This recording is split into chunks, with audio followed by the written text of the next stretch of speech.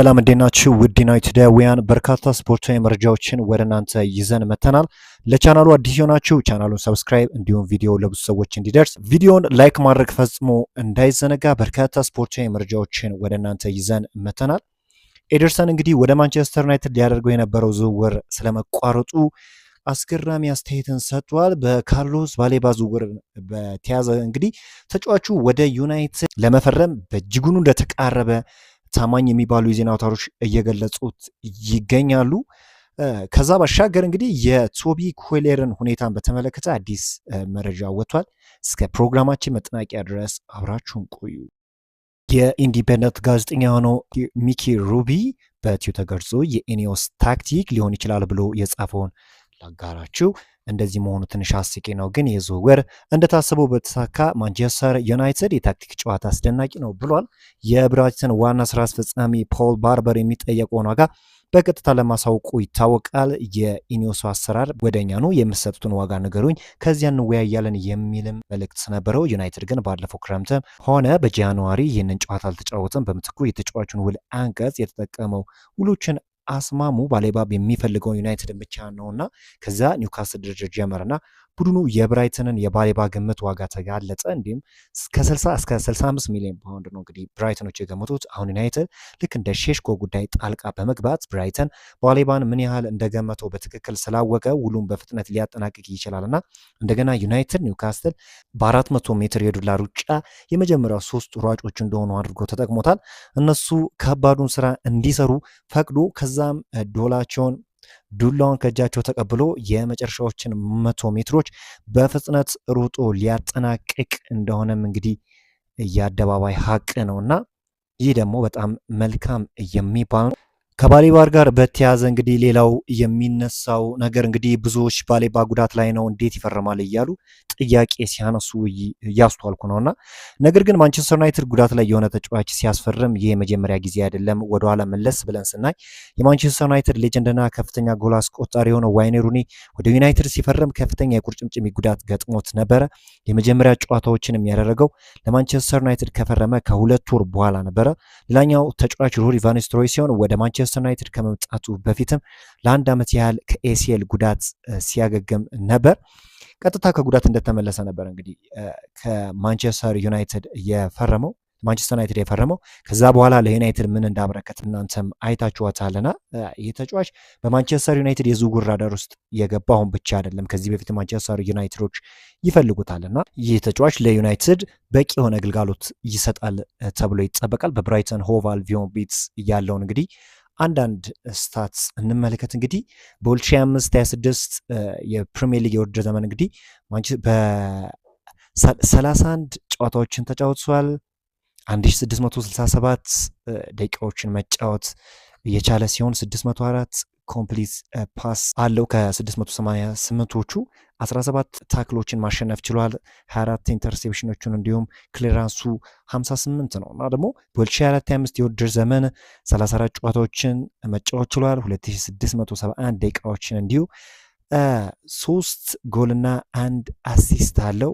6 ቢጫ ካርድና 1 ቀይ ካርድን ተመልክቷል። ፓሲንግ አኩሬሲው በጣም ጥሩ የሚባል ነው፣ ወደ 93% ሲሆን ሰክሰስፉል ታክሉ ደግሞ ወደ 43 ነውና ይህ ተጫዋች በጣም ድንቅ የሚባል ነው። በጣም ጥሩ የሚባል እንቅስቃሴ፣ ጥሩ የሚባል ነገርን እያስመለከተ ይገኛል። ምንም እንኳን በ2025/26 የውድድር ዘመን የተጠበቀውን ያህል ወይም የተገመተውን ያህል ከዩናይትድ ጋር ስሙ ሲያዝ በጣም ከዚህ በላይ ነገሮችን ያሳያል ተብሎ ነበር። ነገር ግን ጥሩ የሚባል ጊዜ ያልነበረው እንግዲህ የዘንድሮ የውድድር ዘመን እንደሆነ ይታወቃልና በአዲሱ የውድድር ዘመን ግን በነቃ ሁኔታ ለማንቸስተር ዩናይትድ ግልጋሎት ይሰጣል ተብሎም ይጠበቃል። ከምንም በላይ ሌላኛው ነገር ደግሞ ወደ ማንቸስተር ዩናይትድ መቀላቀል ፍላጎት እንዳለው ይታወቃልና ይህ ራሱ ወደ ዩናይትድ እንዲመጣ በዩናይትድ ቤት ጥሩ ነገር እንዲያሳይ ያደርጓል ተብሎ ይጠበቃል። ካርሎስ ባሌባ እንግዲህ በ2023 በ19 ዓመቱ ከሊል ወደ ብራይተን ከመዘዋወሩ በፊት የነበረው ትልቅ ህልም ለእናቱ ቤትና መኪና መግዛት ነበር። ሆኖም እንዳለመታደል ሆኖ ይህን ህልሙን ለማሳካት የሚያስችለውን ዝውውር ባደረገበት ወቅት እናቱን በሞት መነጠቁ በእጅጉኑ እንደጎዳው ተናግሯል። ባሌባ በብራይተን ቤት በሳምንት 12000 ፓውንድ ደሞዝ የሚከፈለው ሲሆን ከእናቱ ህልፈት በኋላ ለእናቱ የገባውን ቃል መፈጸሙም ተናግሯል። ባሌባ ከነበሩት ህልሞች መካከል ለእናቱ ካሜሩን ቤት መስራት ዋነኛ የነበረ ሲሆን ምንም እንኳን እናቱ በህይወት ኖራ ይህ ህልሟ ሲሳካ ባትመለከትም በ2005 በካሜሩን በእሷ ስም ቤት ማሰራቱ ተናግሯልና ጥሩ ስብዕና ያለው ነው እንግዲህ ከሜዳ ውጭ ባለው ነገርም እና ይህ ተጫዋች በማንቸስተር ዩናይትድ ቤት ተሳክቶለት ማየት የብዙዎች ህልም ነው።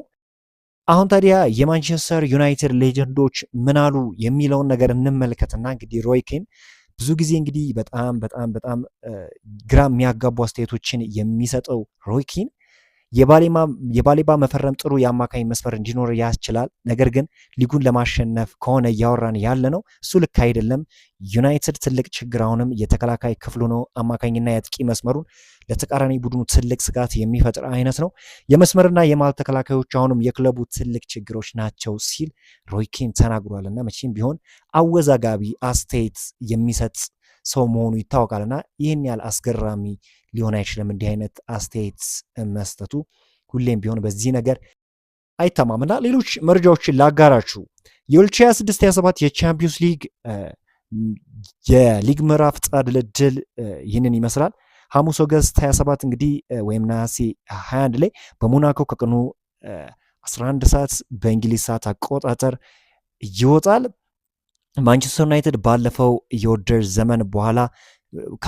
ዘመን በኋላ ወደ ቻምፒዮንስ ሊግ የተመለሰ ሲሆን ከአስቶን ቪላ፣ ቦሩሲያ ዶርትሙንድ፣ ሮማ፣ ስፖርቲንግ ሊዝበን፣ ፖርቶ፣ ክለብ ብሬጅ፣ ሪያል ቤቲስ እና ፒኤስቪ አይንዶቨን እንዲሁም በፖቱ መመደቡም ተረጋግጧልና ዋናው የማንቸስተር ዩናይትድ መረጃ እንደመሆኑ አንጻር እንግዲህ የማንቸስተር ዩናይትድ ዕጣ ድልድል ይህንን ይመስላል። ሌሎች መረጃዎችን ላጋራሹ። ኤደርሰን ወደ ማንቸስተር ዩናይትድ ሊያደርገው የነበረው ዝውውር ስለመቋረጡ እንዲህ ሲል ተናግሯል። በእውነት ምን እንደተፈጠረ አላውቅም።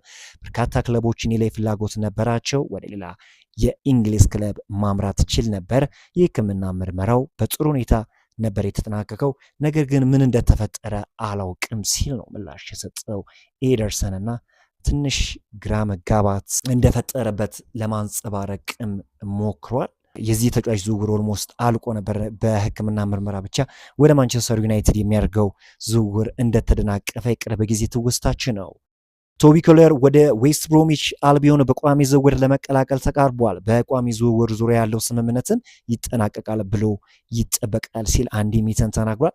በማንቸስተር ዩናይትድ ቤት ተስፈኛ እንቅስቃሴን ካሳዩ ተጫዋቾች ውስጥ ቶቢ ኮለር በዋነኝነት ይጠቀሳልና የዚህ ተጫዋች ነገር አሁን እንግዲህ በተለይም በቋሚ ዝውውር ክለቡን የሚለቅበት እድል ከፍተኛ እንደሆነ እየተገለጸ ይገኛል። ማንቸስተር ዩናይትዶች እንግዲህ በተለይ የፋብሪዚዮ ሮማኖ መረጃ እንደሚያትተው ከሆነ ዝውውሩን እንደማይጨርሱ የካርሎስ ባሌባ ዝውውር ቢያልቅም እንኳን ሌሎች ዝውውሮችን ይመለከታሉ ተብሎ እንደሚጠበቅ ነው እየተነገረ የሚገኘው። የባሌባ ዝውውር ከተጠናቀቀ በኋላ ዩናይትድ በዛ እንደማያቆምና የግራ መስመር ተከላካይ የማስፈረማቸው ጉዳይ ከሞላ ጎደል እየተረጋገጠ ነው ብሏል። አጥቂ ሊያስፈርሙ የሚችሉት ዮሹዋ ዘርክዚ ከለቀቀ ነው ሲል ፋብሪዚዮ በዩቲዩብ ገጹ ተናግሯልና ማንቸስተር ዩናይትዶች ከካርሎስ ባሌባ ዝውውር በኋላም ሌሎች ዝውውሮችን የሚፈጽሙበት እድል እጅግ ሰፊ እንደሆነ እየተነገረ የሚገኘው።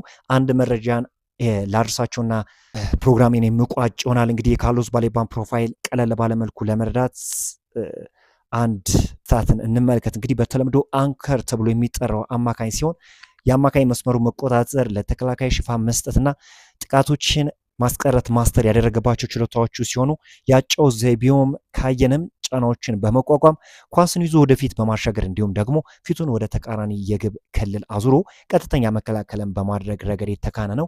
ከኳስ ጋር ያለው ተሳትፎና ድሎችን በመፍጠር ረገድ አደገኛ ለመሆኑ እንደ ድክመት የሚነሱበት ሲሆኑ ከእርሱ የጨዋታ ስልት ጋር ከፍተኛ ተቀራራቢነት ያላቸውን ተጫዋቾች እንዲሁም በምስሉ መመልከት ይቻላል። በአጠቃላይ ከአሁናዊ የማንቸስተር ዩናይትድ የአማካኝ መስመር ተጫዋቾች ላይ የማናገኛቸውን ወሳኝ ነገሮች መስጠት የሚችል ተጫዋች ነውና በጣም ድንቅ የሚባል አማካኝን ማንቸስተር ዩናይትዶች ማግኘት የሚችሉበት ሁነት አለ።